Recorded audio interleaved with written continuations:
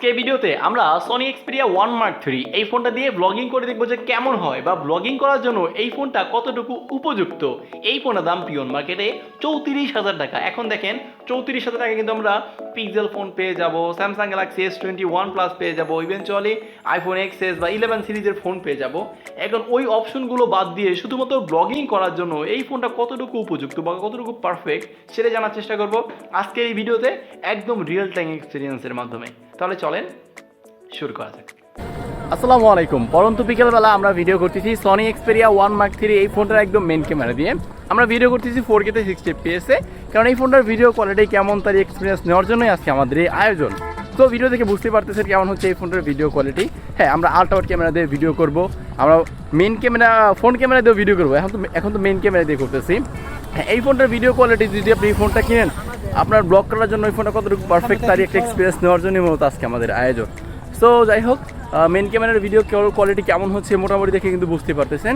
এখন আমরা যে কাজটা করবো, আমরা এবার আল্ট্রা ওয়াইড ক্যামেরায় শিফট করে দেখবো যে এই ফোনটার আল্ট্রা ওয়াইড ক্যামেরার ভিডিও কোয়ালিটি কেমন হয় বা কতটুকু স্টেবল হয়।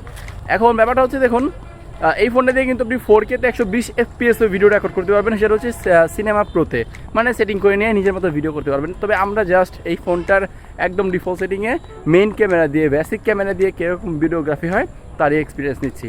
আচ্ছা, এখন আমরা চলে যাচ্ছি হচ্ছে আল্ট্রা ওয়াইড ক্যামেরাতে, দেখে নিচ্ছি কেমন হচ্ছে এই ফোনটার ভিডিও কোয়ালিটি। অলরাইট, এই মুহূর্তে আমরা ভিডিও করতেছি আল্ট্রা ওয়াইড ক্যামেরা দিয়ে। হ্যাঁ, একইভাবে 4K তে 30 fps এ। সো আল্ট্রা ওয়াইড ক্যামেরা দিয়ে ভিডিও করলে আপনি মোটামুটি ধারণা করতে পারেন এরকম একটা ফিল্ড অফ ভিউ পেয়ে যাবেন Sony Xperia One Mark 3 এর ক্ষেত্রে। হ্যাঁ, আমরা একটু পরে সিনেমা প্রোতে ভিডিও করে দেখবো, কারণ যেখানে এখানে তো 4K তে 120 fps এ ভিডিও রেকর্ড করার অপশন আছে। তবে আমি বলি কি ভাই, আমি দেখছি কি 4K তে 120 fps যখন সিনেমা প্রোতে ভিডিও করতেছিলাম তখন না একটু শেকি ছিল।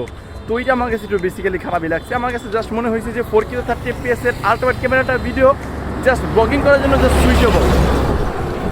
সো আপনি যদি এরকমভাবে ভিডিও করেন মোটামুটি এরকম একটা রেজাল্ট পেয়ে যাবেন বলে আমার বিশ্বাস। তো এরকম ওইতে আমরা কিন্তু রেজাল্টটা পাচ্ছি। আর এই ফোনটা কিন্তু আরেকটা সেন্সর আছে, সেটা হচ্ছে আপনার টেলিফটো লেন্স, যেটা আমি বেসিক্যালি ফটোগ্রাফি করার ক্ষেত্রে এটা কাজে লাগে। আমরা দেখছি এখানে 4.4x অপটিক্যাল জুমের ক্ষেত্রে সহায়তা করে। সো দ্যাটস, আপনি যদি 4.4x এ পোর্ট্রেট বা বোকে করে শর্ট তুলেন তাহলে অবশ্যই ভালো লাগবে। তো এই তো ছিল মোটামুটি এই ফোনটার আল্ট্রা ওয়াইড ক্যামেরার ভিডিওগ্রাফি। অলরাইট, এই মুহূর্তে আমরা ভিডিও করেছি Sony Xperia One Mark 3 এই ফোনটার ফ্রন্ট ক্যামেরা দিয়ে 30 fps, কারণ 30 fps-টাও এতে অপশনটা আছে। তো ভিডিও কোয়ালিটি কেমন মোটামুটি দেখে তো বুঝতেই পারতেছেন। আমি বলবো একটু শেকি নেছি পাচ্ছি ফোন ক্যামেরার ক্ষেত্রে। আসলে ওইরকমভাবে যেহেতু ওয়াইএসটা নাই, ওয়াইএস থাকলে একটু স্টেবল হতো। তো মোটামুটি দেখে তো বুঝতে পারলেন কেমন ছিল এই ফোনটার ফ্রন্ট ক্যামেরার ভিডিও কোয়ালিটি। চলুন এই ফোনটার ভিডিও সেকশন নিয়ে আমার কি অভিমত বা আমার কি এক্সপিরিয়েন্স, এটা আমাদের স্টুডিওতে গিয়ে যেন আপনাদেরকে জানানোর চেষ্টা করি যে ব্লগিং করার জন্য এই ফোনটা কতটুকু পারফেক্ট। Let's go. তো ভিডিও থেকে বুঝতেই পারলেন কেমন ছিল এই ফোনটার ভিডিও কোয়ালিটি। ভাই, এই ফোনটার ভিডিও কোয়ালিটি না আমার কাছে এতটাও বেটার মনে হয় নাই যতটুকু বেটার পারফরমেন্স পেয়েছিলাম আমরা pixel, Samsung, eventually iPhone XS থেকে। কারণ এইটার ক্যামেরা হ্যাঁ ভালো, যখন আমরা নিঃসন্দেহে যখন আপনার সিনেমা প্রোতে ভিডিও করতে পারতেছি বা ওই কাস্টমাইজ করে নিজের মতো করে প্রপার ওয়েতে যদি এই ফোনটা আপনি সিনেমা প্রোতে ভিডিও করতে পারেন তাহলে নিঃসন্দেহে কিন্তু নেক্সট লেভেলের পারফরমেন্স পাবেন।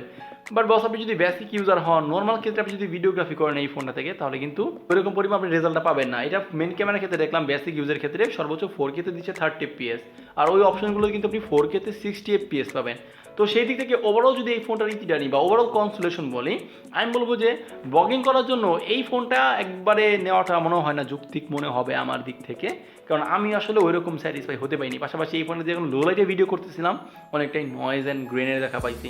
এখন পাশাপাশি কম্পেয়ার করলে বলবো, যদি আপনার একদম ডেডিকেটেডভাবে যদি আপনি ব্লগিং করতে চান তাহলে পিক্সেল ফোন দেখতে পারেন, নেক্সট হচ্ছে স্যামসাং, তারপরে এইটার সিরিয়াল অবশ্যই আমার দিক থেকে থাকে। অর্থাৎ ব্লগিং করার জন্য এটার অবস্থান আমি 3 নাম্বারে রাখছি। প্রথমে রাখছি পিক্সেল, 2 নাম্বারে স্যামসাং, 3 নাম্বারে সেই সনি ফোন।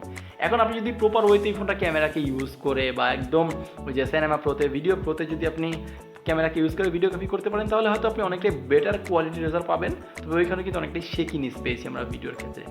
এখন আমি বলবো ব্লগিং করার জন্য মূলত আমার কাছে মনে হয় না যে 34,000 টাকা দিয়ে এই ফোনটা আসলে পারফেক্ট আমার দিক থেকে।